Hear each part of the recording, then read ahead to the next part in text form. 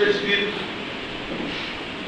Workshop नियम सेवाशक्ती नियम जे काही गोष्टी आहेत त्याच्याबद्दलची माहिती प्रत्येकाला व्हावी, प्रत्येकाला पदाधिकारी कार्यकर्ता म्हणून तालुक्यात जिल्ह्यात काम करताना अडचणी येतात त्याची माहिती व्हावी यासाठी मागील 2 वर्षापासून विचार सुरू आहे. परंतु वेगवेगळ्या अडचणी येत गेल्या आणि या कार्यशाळा आयोजित करता आल्या नाही.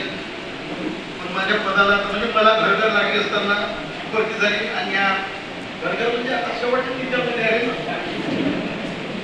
आणि घरघरच आहे आणि बोलायचं आणि शेवटच्या कार्यकाळामध्ये हे वर्ष पूर्ण करायचं हे हेतून आम्ही आलेलो म्हणजे उद्देश घेऊन समोर आलो. कोकण विभागीय मेळावा राज्यासाठी हा पथदर्शी ठरणार आहे. माझा टायमिंगून बोलणार आहे नंतर बोलणार आहे समजा. तर सर्वप्रथम सिंधुदुर्ग जिल्हा शाखेने जबाबदारी स्वीकारली त्याबद्दल सिंधुदुर्ग शाखेचं अभिनंदन, स्वागत, आभार आणि विभागीय प्रमुख म्हणून सन्मान्य उमेदवारांचं स्वागत. आपले 2 जिल्हे अजूनही आले नाही याच्यातून लक्षात येते आपली अजूनही काम करताना आपण कुठेतरी कमजोर आहोत. 5 जिल्ह्यापैकी 3 जिल्ह्याचे लोक या ठिकाणी हजर आहेत.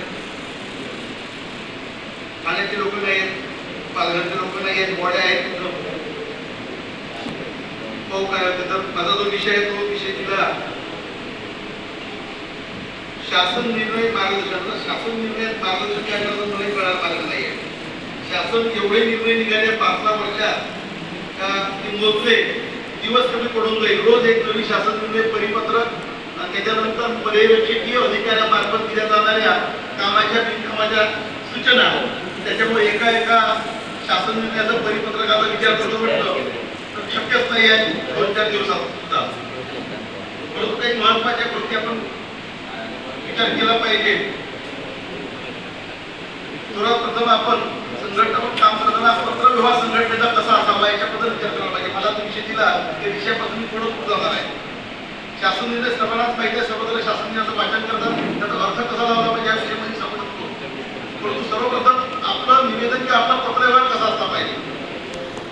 प्रत्येक तालुक्याच्या पदाधिकाऱ्यांना, जिल्ह्याच्या पदाधिकाऱ्यांनी प्रशासनाला शासनाला निवेदन देताना त्याच्या क्रमापासून सुरुवात केली पाहिजे. तिथून आपला विषय सुरू होतो. आजही आपल्या पत्रामध्ये बरोबर वारंवारिता असते. पत्र द्यायला आपण म्हणजे बऱ्याच वेळा असं होते, पाहिलेला माझा अनुभव आहे की एखाद्या जिल्ह्याला किंवा एखाद्या विभागाला पत्र लिहा म्हटलं तर मोजके जर जिल्हे सोडले तर ते फोन करतात, पत्राचाही नमुना कार्यक्रम पाठवा.